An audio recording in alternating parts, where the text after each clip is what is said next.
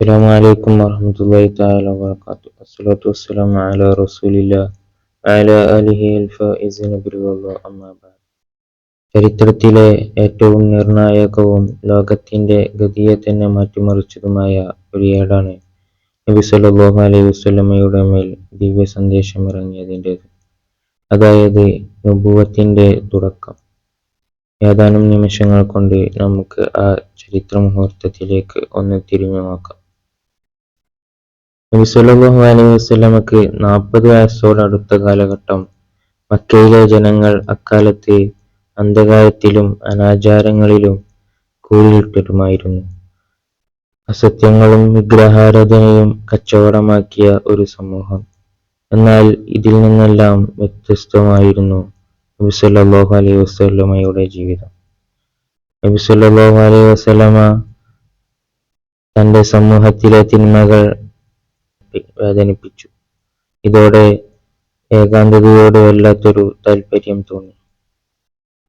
അങ്ങനെ മക്കയിലെ ജബലുന്നൂർ എന്ന പർവ്വതത്തിൽ ഹിറ എന്ന ഗുഹയിൽ ഏകാന്ത ജീവിതം നയിക്കാൻ തുടങ്ങി. ഒരു ദിവസം നബി സല്ലല്ലാഹു അലൈഹി വസല്ലമക്ക് അല്ലാഹുവിന്റെ കൽപ്പന പ്രകാരം ജിബ്രീൽ വഹയിന്റെ ആദ്യ അക്ഷരങ്ങൾ പകർന്നു നൽകാൻ തുടങ്ങി. ഇഖ്റ എന്ന തിരുവാക്യത്തിലൂടെ ആ ദൗത്യം ആരംഭിക്കുകയായിരുന്നു.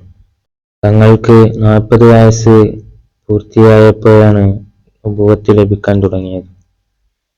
എന്നാൽ കൃത്യമായ ദിവസങ്ങൾ പറയുന്നതിൽ പണ്ഡിതന്മാർക്ക് വ്യത്യസ്ത അഭിപ്രായങ്ങളാണുള്ളത്.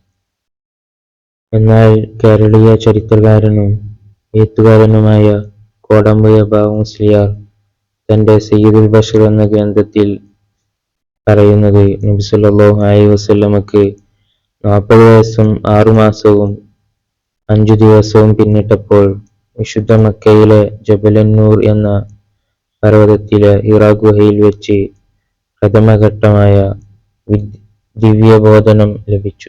ഹിജ്റയുടെ 13 വർഷം മുമ്പ് റമദാൻ 17-നാണ് ഈ മഹത്തായ സംഭവം നടന്നത്.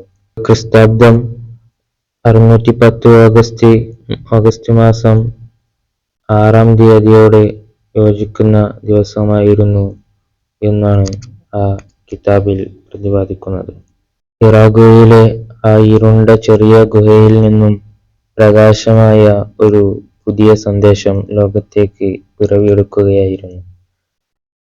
അജ്ഞതയുടെയും അന്ധകാരത്തിന്റെയും പാതയിൽ അഴിഞ്ഞാടിയിരുന്ന ഒരു സമൂഹത്തെ നേർവഴി കാണിച്ചുകൊണ്ട് അല്ലാഹുവിന്റെ അന്തിമദൂതനായുള്ള നബി സല്ലല്ലാഹു അലൈഹി വസല്ലമയുടെ നിയോഗം അങ്ങനെ ലോകത്തിന് തെളിച്ചമായി മാറി. ഈ ചരിത്ര സത്യം നമ്മുടെ ജീവിതത്തിൽ നന്മ പകരാൻ ഇടയാകട്ടെ എന്ന് ആശംസിച്ചുകൊണ്ട് വാഖിറു ദഅ്വാനാ അനിൽ ഹംദുലില്ലാഹി റബ്ബിൽ ആലമീൻ. അസ്സലാമു അലൈക്കും വറഹ്മത്തുള്ളാഹി തആല വബറകാതുഹു.